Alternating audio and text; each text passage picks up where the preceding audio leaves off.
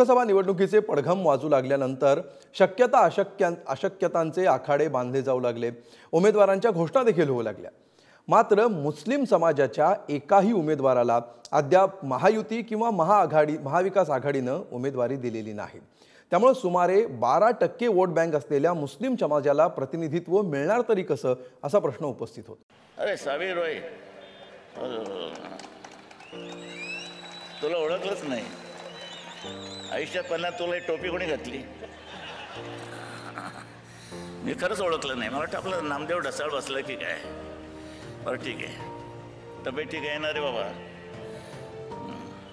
हा एक निष्ठा आमचा साबीर भाई शेवटपर्यंत राहिलाय। प्राण गेला तरी शिवसेना सोडणार नाही।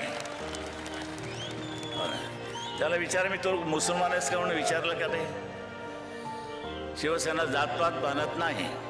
महाराष्ट्रातल्या मुस्लिम जनतेचं प्रतिनिधित्व कोण करणार? महायुती मवियाला मुस्लिम उमेदवारांचा विसर। 18 पगड जाती धर्माच्या 12 बलुतेदारांच्या महाराष्ट्राच्या राजकारणात पक्ष कोणताही असो पण मुस्लिम चेहरा असायचाच। त्यातही स्वतःला सेक्युलर आणि पुरोगामी म्हणवून घेणाऱ्या काँग्रेस, राष्ट्रवादी, समाजवादी पक्षाची हक्काची वोट बँक म्हणून मुस्लिम मतदारांकडे पाहिलं जातं। 2011च्या जनगणनेनुसार हिंदू नागरिकांनंतर दुसऱ्या क्रमांकावर मुस्लिम नागरिक आहेत, म्हणजेच सुमारे 12% नागरिक मुस्लिम आहेत। यंदाच्या लोकसभा निवडणुकांसाठी महाविकास आघाडी, विशेषतः काँग्रेसला या आकडेवारीचा विसर पडलाय का असा प्रश्न उपस्थित होतोय। कारण जवळजवळ सर्वच जागांचं वाटप झालंय आणि उमेदवारांच्या यादीत अद्याप एकही मुस्लिम चेहरा नाहीये। महाविकास आघाडीकडून लोकसभा निवडणुकीसाठी आतापर्यंत जवळपास 2/3 मतदारसंघांचे उमेदवार आहेत ते जाहीर केलेले आहेत। यामध्ये पाहायचं झालं तर काँग्रेसचे 12, त्यामध्येच उद्धव ठाकरे यांच्या गटाकडून एकूण 17 उमेदवार आणि राष्ट्रवादीचे 5 उमेदवार आहेत ते देखील जाहीर केलेले आहेत। परंतु या सर्व उमेदवारांमध्ये एकही मुस्लिम उमेदवार आहे तो दिला गेलेला नाहीये। यानंतर पाहायचं झालं तर उत्तर मध्य मुंबईमध्ये मोठ्या संख्येने मुस्लिम मतदारसंघांची संख्या आहे ती जास्त आहे। त्यामुळे या मतदारसंघांमध्ये देखील मुस्लिम उमेदवार द्यावा अशी मागणी आता होऊ लागलेली आहे। उत्तर मध्य मुंबई लोकसभा मतदारसंघात 12% मुस्लिम मतदार आहेत आणि हा आकडा आजवर निर्णायक ठरत आलाय।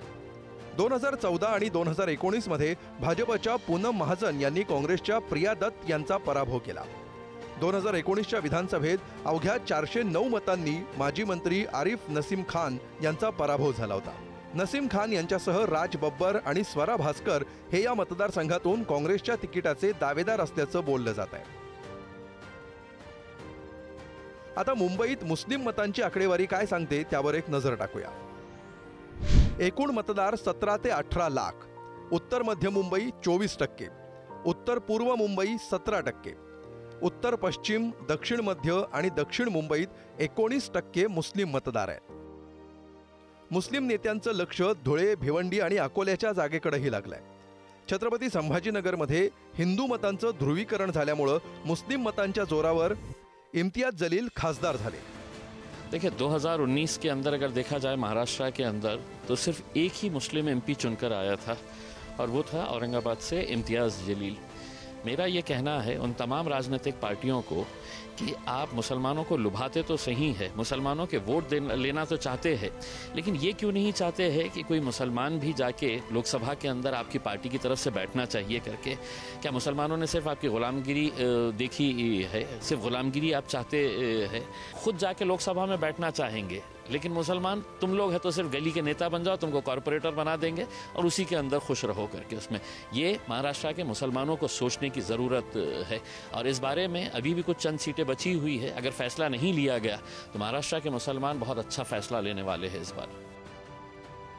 वंचितनं धुळ्यातून अब्दुल रहमान आणि मुंबई उत्तर मध्यमधून अब्दुल हसन खान या 2 मुस्लिम चेहऱ्यांना उमेदवारी दिली आहे।